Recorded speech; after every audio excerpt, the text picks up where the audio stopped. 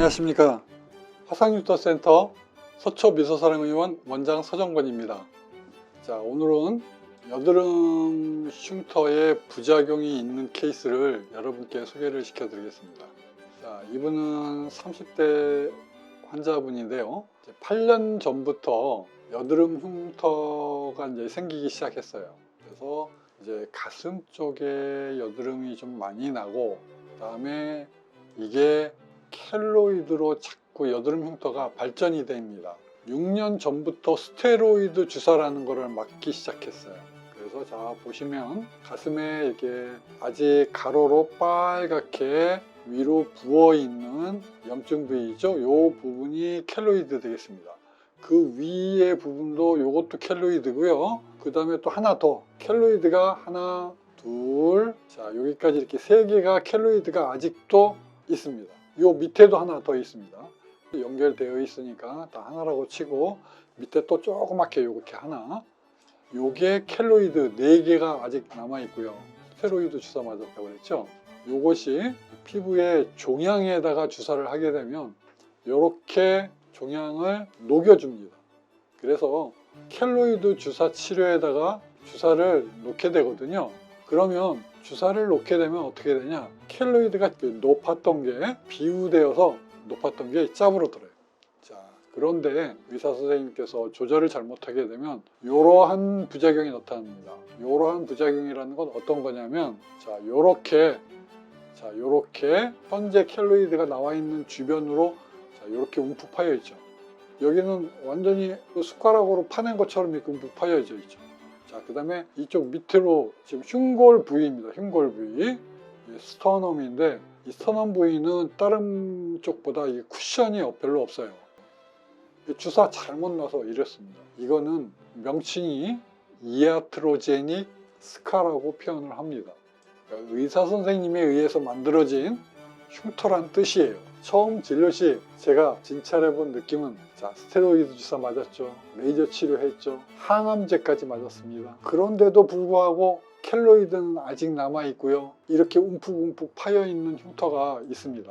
그래서 이거를 저한테 치료를 할 수 있냐고 처음에 왔을 때 굉장히 힘들겠구나, 그렇게 제가 생각을 했었습니다.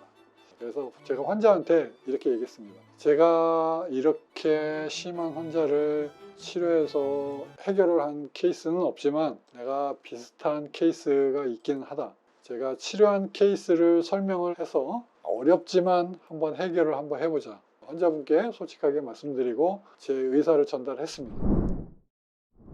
그래서 처음에는요, 이 가운데 쪽에 보시면 특이할 만한 게 하나가 있습니다. 피하 지방층이 없는 대신에, 그런데도 불구하고 여기에 보면 모공이 엄청나게 이렇게 많이 커져 있죠. 모공 구멍이, 특히 흉골 있는 부위 쪽으로. 그래서 이 스터넘이 있는 부위로 모공이 넓어진 이유는 피지샘이 많이 발달해 있기 때문에 그렇습니다.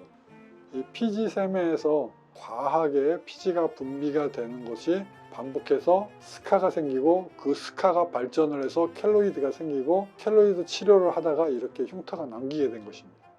그래서 처음에 제가 레이저의 에너지를 굉장히 세게 했습니다. 그리고 보시겠습니다. 첫 번째 치료를 5월 12일에 했고요. 그래서 에너지를 세게 했습니다. 두 번째 치료합니다. 3개월 만에 나왔어요. 이게 이렇게 됐습니다. 뭔가가 좋아졌습니다만 아직도 흉터는 심하죠. 그리고 여기서 보면 모공이 넓은 것이 조금 그래도 해결이 됐습니다. 모공이 좀 덜 심해 보이고, 그 다음에 첫 번째보다는 모양이 좀 정리가 되어가는 것 같은 그런 느낌이 들어요. 그래서 그때 아마 제 느낌으로는 이렇게 움푹 파인 게, 야 이거 살이 채워지기는 정말 만만치는 않겠다. 제가 두 번째 할 때 아주 좀 힘들어 했습니다.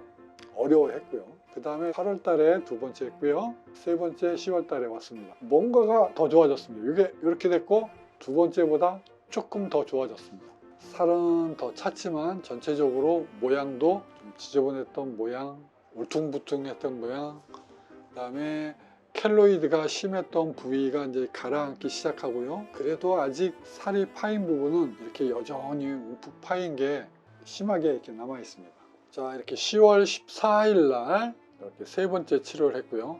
그때부터는 이제 정리가 많이 됐기 때문에 세 번째부터는 레이저를 중간 정도 에너지로 제가 이렇게 강도를 좀 낮추어가면서 시작을 했어요. 두 번째까지는 이걸 골라서 했어요. 세 번째부터는 이제 전체를 다 합니다. 그러니까 이만큼 있죠. 레이저 치료를 할 때 이만큼을 그냥 다 뚫어버립니다. 자, 그래서 세 번째부터는 그렇게 치료를 했고요. 네 번째 더 좋아졌습니다. 12월 18일 날 왔어요. 자, 이게 여기까지 왔습니다. 아, 많이 좋아졌죠. 지금 네 번째 치료를 들어가고 있습니다. 자, 네 번째 치료를 했고요. 전체적으로 똑같이 또 치료를 했습니다. 자, 다섯 번째 치료할 때 2월 달에 왔어요. 많이 좋아졌는데 아직 움푹 파인 게 아직도 남아 있습니다. 자, 어떻게 될까요? 자, 이제는 흉터를 여섯 번째 할 때 보니까 제가 다섯 번째 할 때까지 야, 이거 만만치가 않겠다 그렇게 생각을 했는데 여섯 번째로 바로 넘어갑니다. 4월 26일 날 사진입니다. 제가 이분을 치료하는데 두 번의 고비가 있었어요. 그래서 2월 달에 고비가 있었습니다. 일시적으로 나빠져 있어요. 그 중간 정도 레이저 에너지를 약하게 치료를 했어요. 그래서 여섯 번째부터는 약하게 합니다. 자, 이렇게 보이시죠? 제가 다섯 번째 해결을 하고 여섯 번째는 지금 하기 직전에 찍은 사진인데 많이 좋아져서 왔습니다. 그래서 일곱 번째 약하게 이제 치료한 사진이죠. 근데 많이 채워졌어요. 이 움푹움푹 파인 것도 여기 좀 많이 채워졌는데 아직도 울퉁불퉁하죠. 그래서 일곱 번째 치료를 합니다. 여섯 번째보다 사실 살짝 이렇게 올라와 있어요. 그래서 여기 켈로이드가 살짝 올라와 있고 전체적으로도 아직 움푹 파인 것도 좀 이렇게 좀 전체적으로 크게 후전이 되었다는 모습은 없죠.